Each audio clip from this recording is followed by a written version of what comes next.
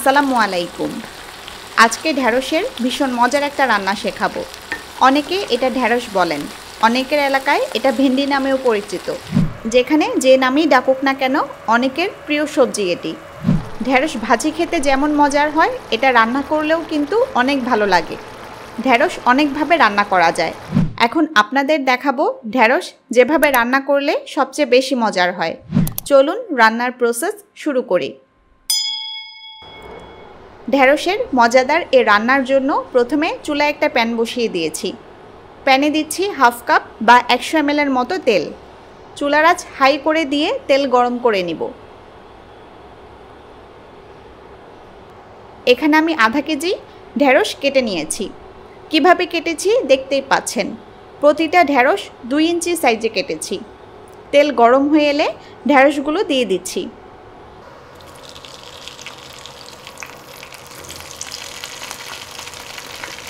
ঢ্যাঁড়স দিয়ে সাথে সামান্য লবণ দিচ্ছি সামান্য হলুদ গুঁড়া আর দিচ্ছি সামান্য মরিচ গুঁড়া। এবার নেড়ে নেড়ে ঢ্যাঁড়সগুলো তেলে ভেজে নিব। চুলার আঁচ হাই করে রাখতে হবে। ঢ্যাঁড়স দিয়ে যে কোনো রান্নার আগে এভাবে প্রথমে তেলে ভেজে নিতে হয়। এভাবে ভেজে নিলে ঢ্যাঁড়সে যে আঠালো কষের মতো থাকে তা চলে যায়। দেখুন ঢ্যাঁড়স থেকে অলরেডি কষ বের হতে শুরু হয়েছে। অনবরত নেড়ে নেড়ে ঢ্যাঁড়স ভেজে নিতে হবে। ভাজতে ভাজতে কিছুক্ষণ পর দেখবেন ঢ্যাঁড়স থেকে কষ চলে গেছে। 5-6 মিনিট ঢ্যাঁড়স ভাজলেই দেখবেন কষ চলে গেছে। আর ঢ্যাঁড়সের গায়ে ভাজা ভাজা হালকা একটা দাগ লাগবে। তখন ঢ্যাঁড়সগুলো উঠিয়ে নেবেন। আমি ঢ্যাঁড়সগুলো উঠিয়ে অন্য একটা পাত্রে নিয়ে নিচ্ছি। বেশি ভাজবেন না, এতে ঢ্যাঁড়সের গায়ে ভাজা দাগ বেশি লাগবে। ঢ্যাঁড়সের সবুজ কালার নষ্ট হয়ে যাবে। ঢ্যাঁড়স উঠিয়ে চুলার আঁচ কমিয়ে মিডিয়াম করে দিব। আর অবশিষ্ট তেলে আরও কিছুটা তেল দিয়ে দিব। এরপর দিচ্ছি হাফ চা চামচ পাঁচফোড়ন। পাঁচফোড়ন না থাকলে আস্ত জিরা দিতে পারেন। নেড়ে কয়েক সেকেন্ড মশলাগুলো ভেজে নিব। এরপর দিচ্ছি পেঁয়াজ। 3টা মাঝারি সাইজের পেঁয়াজ স্লাইস করে কেটে দিয়ে দিলাম। নেড়ে পেঁয়াজ নরম হয়ে আসা পর্যন্ত ভাজব।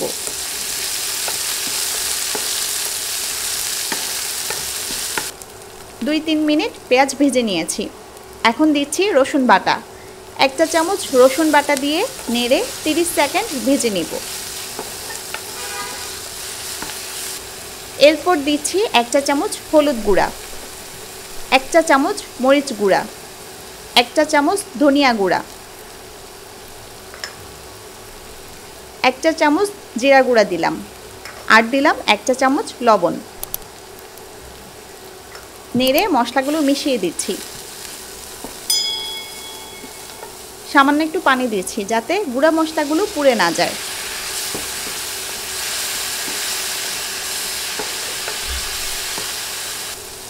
এরপর দিচ্ছি টমেটো। 3টা মাঝারি সাইজের টমেটো কেটে দিয়ে দিলাম। নেড়ে একটু ভেজে নিচ্ছি। এবার পানি দিচ্ছি। আধা লিটারের মতো পানি দিচ্ছি। পানি দিয়ে একটু নেড়ে চেড়ে ঢেকে দিয়ে কিছুক্ষণ রান্না করব।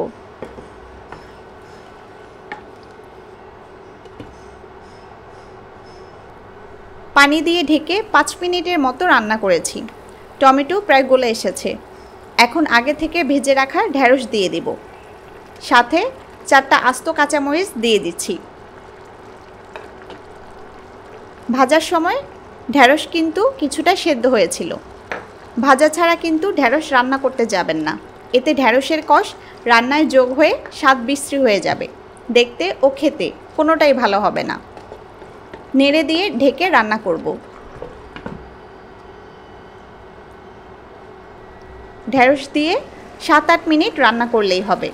আমার রান্না প্রায় শেষ। ঢ্যাঁড়স সেদ্ধ হয়ে গেছে। ঝোলও একদম পারফেক্ট আছে। এর বেশি রান্না করলে ঢ্যাঁড়স ভেঙে গলতে শুরু করবে। এখন চুলা অফ করে রান্না শেষ করব। হয়ে গেল ভীষণ মজার ঢ্যাঁড়স রান্না। যারা নিরামিষ কিছু রান্না করতে চান অথবা ঢেঁড়স পছন্দ করেন তারা এভাবে ট্রাই করতে পারেন। এ রান্না মাছ মাংসের মতোই খেতে অনেক অনেক মজার হয়। আরও অনেক মজার মজার রেসিপি আমার চ্যানেলে আছে, ঘুরে দেখতে পারেন।